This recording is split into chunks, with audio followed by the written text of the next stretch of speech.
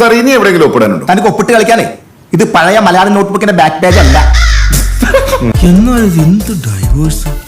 2 ദിവസം കൂടെ താമസിക്കുമ്പോഴേക്കും divorce petition file ചെയ്യാന്നൊക്കെ പറയുന്നത് അത് കുറച്ച് കൂടുതലല്ലേ? ആ സമയം കൊണ്ട് എങ്ങനെ ഒരാളെ പൂർണ്ണമായിട്ട് മനസ്സിലാക്കാൻ പറ്റുക? അത് സാറേ, ഒരു വണ്ടി നല്ലതാണെന്ന് നോക്കാൻ 1 കൊല്ലം ഓടിക്കണോ?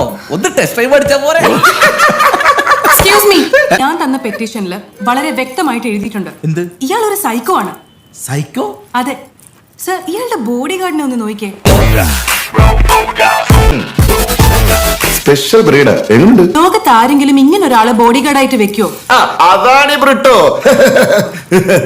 എല്ലാം പോട്ടേന്ന് വെക്കാം, പക്ഷെ ഇയാളുടെ ഒടുക്കത്തെ സംശയരോഗമാണ് സഹിക്കാൻ പറ്റാത്തത്. എങ്ങനെ സംശയിക്കാതിരിക്കും?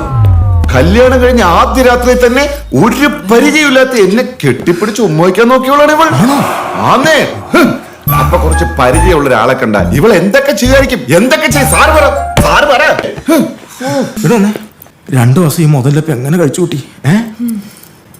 ഇപ്പൊ സാറിന്റെ കാര്യം മനസ്സിലായില്ലേ? അപ്പോഴത്തേക്ക് അവള് വക്കീലിനെ വിളച്ച്. ഞാൻ തരാം. കുട്ടി ഭാഗ്യവതിയാ, നല്ല ഭാഗ്യമുള്ള കുട്ടിയാ. ഒഴിഞ്ഞു പോയല്ലോ. ആയുഷ്മാൻ ഭവ.